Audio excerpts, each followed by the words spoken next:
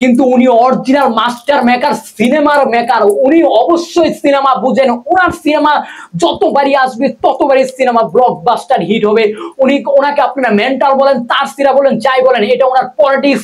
উনি সিনেমা বুঝেন এবং সিনেমার ভিতর কি বলতে হবে সেটা জানেন।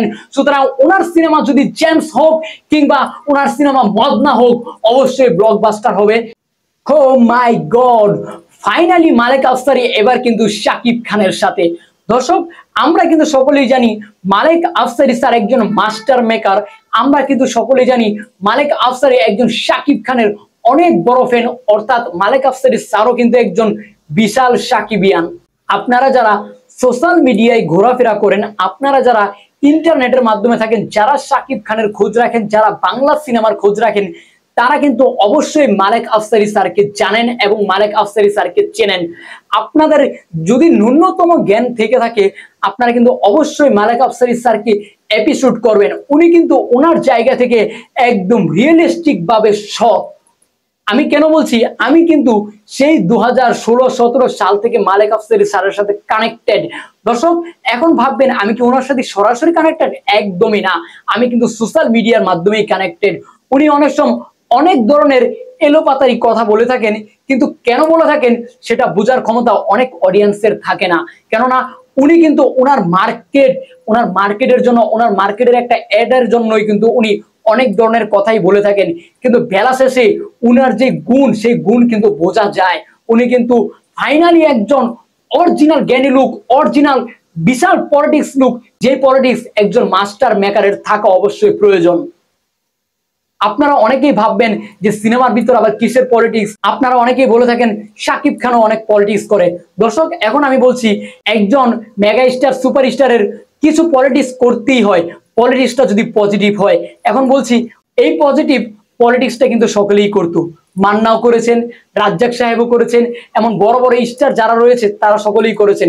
পলিটিক্সটা হলো আমি কখন কোন গল্পটা চুজ করব, আমি সেই গল্পটা কখন দর্শকের সামনে পৌঁছাতে পারবো এবং কবে পৌঁছালে সেই দর্শকের সেই গল্পটা খাবে।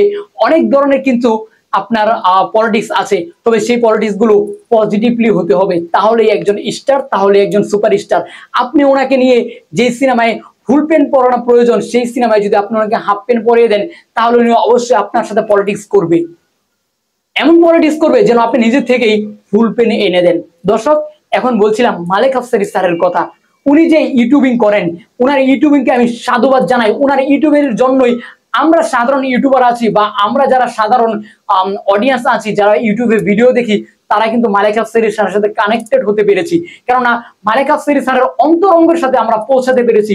উনি কখন কোন বিষয়ে কথা বলেন, উনি কিন্তু সমস্ত বিষয়গুলো, ওনার মনের কথাগুলো আমাদের সাথে প্রকাশ করে ফেলেন। উনি মনের ভিতর কিচ্ছু রাখেন না, এই জন্য ওনাকে বারবার স্যালুট জানাই। আজকে এই মালেক আফসারি স্যার ফাইনালি শাকিব খানের সাথে আবার একটা কাজ করতে শুরু করেছে। উনি দীর্ঘ 5 বছর পর কিন্তু একটা কাজ নিয়ে আসছেন। কাজের নামটা দিয়েছেন জেমস। অবশ্যই নামটা কিন্তু খুবই ইউনিক। আমি জানি মালেক আফসারি স্যার অনেক সময় ইউনিক নামগুলোই আনে। আপনি খেয়াল করে দেখবেন, মনের জ্বালা। অনেকে ভাববেন মনের জ্বালা এটা আবার ইউনিক নাম হলো কিনা। অবশ্যই ইউনিক নাম। ইউনিক নাম যদি না হতো, এই সিনেমাটা আপনার মায়ের সাথে মনের জ্বালা বুঝিয়েছে, অপু বিশ্বাসের সাথে মনের জ্বালা বুঝিয়েছে। উনি একজন এতিম, উনি একজন মানে অ্যাকশন থ্রিলার, সমস্ত কষ্ট নিয়ে উনি মনের জ্বালা বুঝিয়েছেন। অর্থাৎ একটা ওয়ার্ডের মাধ্যমে উনি কিন্তু মনের জ্বালা বুঝিয়ে দিয়েছেন। এবং সেই সিনেমার ভিতরে একটা ডায়লগ ছিল ফুল অ্যান্ড ফাইনাল, সেই নামের উপর সূত্র ধরে কিন্তু নেক্সট প্রজেক্ট হয়েছিল ফুল অ্যান্ড ফাইনাল। এবং ফুল অ্যান্ড ফাইনালের গল্পটা কতটা ইউনিক সেটাও কিন্তু আপনাদের কারোই অজানা নয়। দর্শক, মালেক আফসারি এবং শাকিব খানের সমস্ত কেমিস্ট্রি গুলোই ছিল super duper hit. Last password সিনেমাটাও কিন্তু ছিল অনেক বেশি ব্যবসা সফল। এখন আপনি ভাববেন মালেক আফসারি স্যার সমস্ত সিনেমাগুলোই তো ব্যবসা সফল হয়, সেটা শাকিব খানের সাথেই হতে হবে, তেমনটা তো নয়। অবশ্যই তেমনটা নয়, আমিও সেটা বলছি। কিন্তু মালেক আফসারি স্যারের যে গুণটা রয়েছে, সেই গুণটা একজন গুণী অভিনেতার মাধ্যমেই প্রকাশ করা প্রয়োজন, নয়তোবা অনেক ধরনের কটূক্তি সমালোচকের প্রশ্নের মুখে হতে হয়। আমি পার্সোনালি ভেবে নেব মালেক আফসারি স্যার এত বছর পরে আবার শাকিব খানের সাথে কানেক্টেড হয়েছে এবং সিনেমা হল অটোমেটিক বুকিং হয়ে যাবে। সেটা সিনেমার যেদিন ঘোষণা দিবে সেদিন থেকে সিনেমা হল বুকিং হয়ে থাকবে। সিনেমার না প্রয়োজন আছে গল্পের, না প্রয়োজন আছে সিনেমার নায়িকার, না প্রয়োজন আছে সিনেমার ভিলেনের। কেন বলছি, আমরা কিন্তু সকলেই জানি শাকিব খানের সিনেমাও কিন্তু ট্রেলার রিসেন্ট যেটা মুক্তি পেয়েছে ট্রেলার টিজার ছাড়াই কিন্তু রাজকুমার সিনেমা হল 125টি সিনেমা হলে মুক্তি পেয়েছে।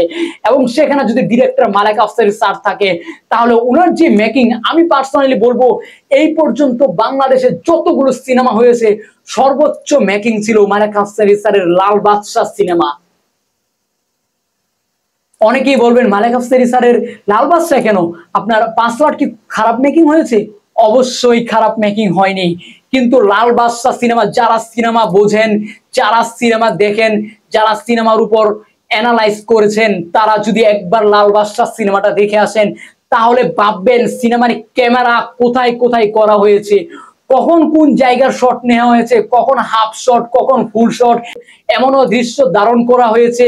আপনার একটা ছুরি, যে ছুরির ভিতর কিন্তু মালেক আফসারি ক্যামেরা ধরেছে, এই ছুরির ভিতর দেখা যাচ্ছে পপি হেঁটে আসছে, এই ছুরির ভিতর দেখা যাচ্ছে মান্না হেঁটে আসছেন, এই ছুরির ভিতর দেখা যাচ্ছে গাঙ্গুয়া মাথা ছিলা ভাবে হেঁটে আসছেন, পপিকে টেনে হেঁচড়ে নিয়ে যাচ্ছেন।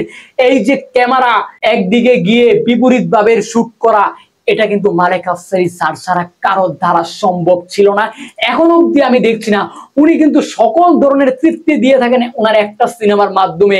আমি কেন বলছি আপনাদের একটু আমি ক্লিয়ার করছি, যারা লাল বাদশাহ সিনেমাটা দেখেছেন তারা আপনারা যখন মান্নাকে জেলে ধরে নেয় ওই সময় শুটটা খেয়াল করবেন, এবং কি যখন মান্নাকে শেষ পর্যায়ে ফাইটিং করা হয় ওনাকে গাছের আগায় বেঁধে রাখে ওই শুটটাও খেয়াল করবেন। এখানে পপিকে কি করা হচ্ছে সেই শুটটাও উনি দেখাচ্ছে, মান্না ওদিকে গাছের ভিতর বাইরে করছে সেই শুটটাও দেখানো হচ্ছে। অনেক অতীতে মান্না ছোট ছিল, সেই ছোটবেলা মায়ের মুখে এক ফুটা ওষুধ দিতে পারেনি সেই শুটটাও দেখানো হচ্ছে। এদিকে বিলেনে মদ খাচ্ছে সেই শুটটাও দেখানো হচ্ছে। অর্থাৎ উনি 1 মিনিটের ভিতর সমস্ত মানুষের ভিতরের ফিলটা কিন্তু দর্শকের ভিতর কানেক্টেড করে দিয়েছে। এই দৃশ্যগুলো আমি যখন দেখেছি তখন মনে হয়েছে আসলেই মালেক আফসারি স্যার মানে অনেক বেশি আপডেট। উনি আগামী 20 বছর পরের সিনেমাও কিন্তু লাল বাদশাহ সিনেমার ভিতর দেখিয়ে দিয়েছেন। সেই মালেক আফসারি স্যার যদি শাকিব খানের সাথে সিনেমা করে তাহলে সেটা দোষের কিছু নয়। অনেক দর্শকই আছেন বলবেন যে মালেক আফসারি স্যার শাকিব খানের সাথে না আসাটাই আমি ভালো মনে করব, কিন্তু উনি অরিজিনাল মাস্টার মেকার, সিনেমার মেকার। উনি অবশ্যই সিনেমা বুঝেন। ওনার সিনেমা যতবারই আসবে ততবারই সিনেমা ব্লকবাস্টার হিট হবে। ওনাকে আপনারা মেন্টাল বলেন, তার সিরা বলেন, যাই বলেন, এটা ওনার পলিটিক্স। উনি সিনেমা বুঝেন এবং সিনেমার ভিতর কি বলতে হবে সেটা জানেন। সুতরাং ওনার সিনেমা যদি জেমস হোক কিংবা ওনার সিনেমা মদনা হোক অবশ্যই ব্লকবাস্টার হবে। যাই হোক দর্শক, আপনাদের এই বিষয়টা কেমন লাগছে এবং আমার কথাগুলো কতটুকু যৌক্তিক অবশ্যই কমেন্ট করে কমেন্ট বক্সে জানিয়ে যাবেন। পরবর্তী ভিডিও নিয়ে আসার আগ পর্যন্ত সকলেই ভালো থাকুন, সুস্থ থাকুন, আমার এসকে আপডেট নিউজ চ্যানেলের সঙ্গেই থাকুন। আল্লাহ হাফেজ।